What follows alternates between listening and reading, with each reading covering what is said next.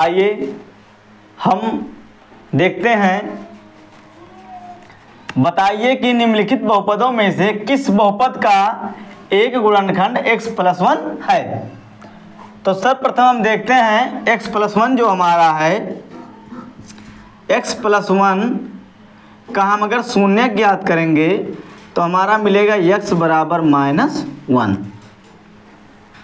अब हर बहुपद में हम x का मान रख करके देखेंगे और अगर ये 0 के बराबर आ जाता है, इसका जो परिणाम होगा तो देखेंगे वह क्या होगा, बहुपद होगा, एक गुणनखंड क्या होगा, x + 1 होगा। तो देखेंगे पहला हमारा बहुपद है तो इसको हम लिखते हैं p x = x पे 3 + x पे 2 + x + 1। तो x का मान हमने क्या रखा है यहाँ पर, -1। तो रख देना -1 पे हम जब क्यूब लगाएंगे, यहाँ -1 पे स्क्वायर लगाएंगे और यहाँ -1 रखेंगे और +1। अब इसको हल करेंगे तो 3 बार अगर एक का -1 का मल्टीप्लाई कराएंगे हम तो ये हो जाएगा -1।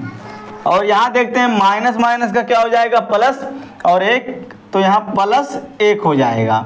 यहाँ प्लस माइनस का माइनस तो -1 और ये +1। इसको हल करेंगे तो देखेंगे हम, यहाँ देखते हैं 0 हो जा रहा है, लेकिन क्या है, इसको हम ऐसे भी लिख सकते हैं 2 - 2, क्योंकि 1 और 1 2, 1 1 2, तो ये हमारा हो जाएगा 0।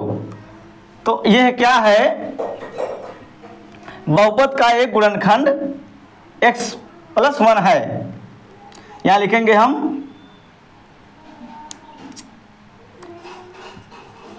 बहुपद का एक गुणनखंड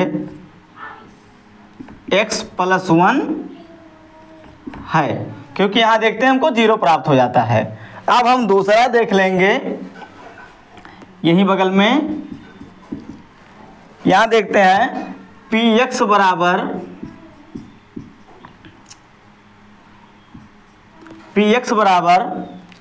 ये दूसरा है x पे 4 + x पे 3 + x पे 2 + x + 1। अब हम देखते हैं यहाँ x का जो मान हमारा आया है यह है -1। तो यहाँ -1 पे हम 4 घात लगाएंगे, यहाँ -1 पे 3 घात, यहाँ -1 पे 2 घात और यहाँ -1 और +1। अब देखते हैं हम -1 को अगर 4 बार गुणा कराएंगे तो ये +1 आएगा। अब -3 को मल्टीप्लाई कराएंगे हम तो ये हो जाएगा -1। जब पावर और उसका आधार जो हो माइनस में हो, पावर सम हो, तो उसका परिणाम जो आएगा वो एक धनात्मक पूर्णांक आएगा, और यदि विषम संख्या होगा तो उसका ऋणात्मक परिणाम आएगा। अब देखते हैं, यहाँ देखिए सम है तो प्लस में, और ये हो जाएगा +1। यहाँ प्लस माइनस का -1 और ये +1। अब इसको हल करेंगे तो देखते हैं 1 2 3, अब 1 1 2 -2, 3 में से 2 का 1, हमको यहाँ 1 प्राप्त हुआ, जबकि ये 0 के बराबर नहीं है। तो 0 के बराबर नहीं है तो ये क्या है, बहुपद का एक गुणनखंड x + 1 नहीं है। तो लिखेंगे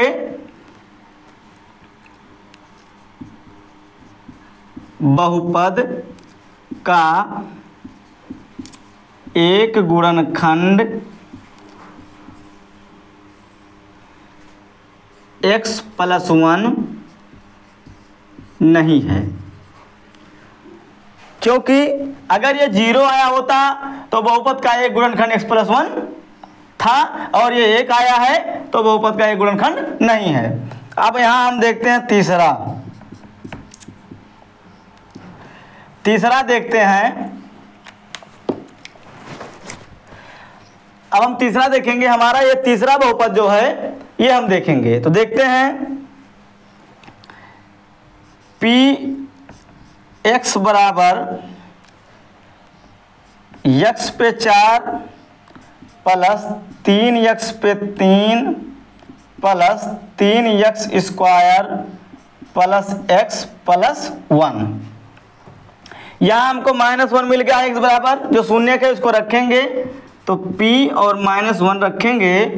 तो यहाँ हम देखते हैं -1 पे 4 घात प्लस 3 -1 पे 3 घात प्लस 3 -1 पे स्क्वायर और प्लस -1 प्लस 1। अब हम देखते हैं ये हो जाएगा, सम संख्या है तो ये हो जाएगा 1। अब देखते हैं विषम है तो माइनस और माइनस प्लस का माइनस, तो ये हो जाएगा 3। अब यहाँ सम होगा तो 3 एकन्ने 3। अब ये प्लस माइनस का -1 और ये +1। अब इसको जब हम हल करेंगे तो देखेंगे जो जो प्लस होगा वो जुड़ जाएगा, जो माइनस होगा वो जुड़ जाएगा। तो 1 3 1 4 और 1 5। अब यहाँ देखते हैं -1 3 और 1 4, तो -4। यहाँ भी हमको 1 प्राप्त हुआ, इसका मतलब ये भी है बहुपद का एक गुणनखंड x+1, इसमें भी नहीं है। तो लिखेंगे बहुपद का एक गुणनखंड x+1 नहीं है। अब हम देखते हैं चौथा जो हमारा है,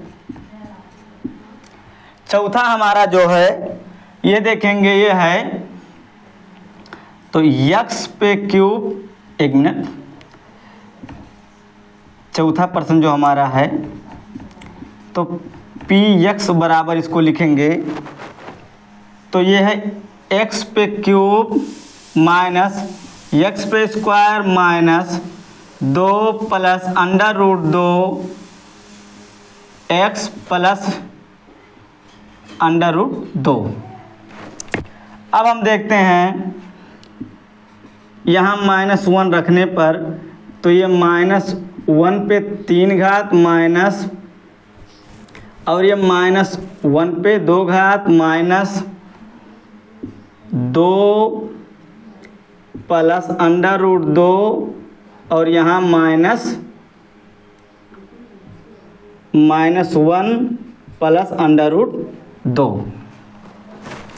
अब हम देखते हैं ये हो जाएगा -1 और ये माइनस प्लस का तो फिर ये माइनस हो जाएगा, और यहाँ माइनस, तो जब गुणा कराएंगे तो ये हो जाएगा यहाँ 2 माइनस प्लस का क्या हो जाएगा, ये -2 हो जाएगा,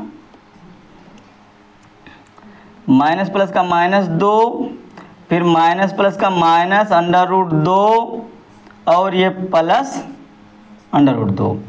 अब इसको हल करेंगे तो -1 और माइनस प्लस 2 माइनस का प्लस √2 और प्लस √2। अब हम देखते हैं यहाँ ये हो जाएगा 1 1 2 2, ये तो तुम्हारा ये दोनों क्या हो जाएगा, अगर ये हो जाएगा 2, यहाँ देखते हैं -2 प्लस √2 और प्लस √2, तो ये तो कैंसिल हो गया, लेकिन मेरे पास जो बचा 1 और 1, तो ये हो जाएगा 2√2। ये क्या है हमारा, यहाँ भी 0 नहीं मिला, इसलिए यहाँ भी लिखेंगे बहुपद का एक गुणनखंड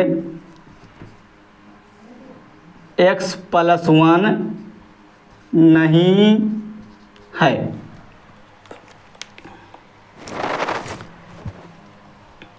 तो आशा करते हैं आप लोगों को ये वीडियो पसंद आया होगा तो ज़्यादा से ज़्यादा शेयर लाइक कमेंट करना ना भूलें।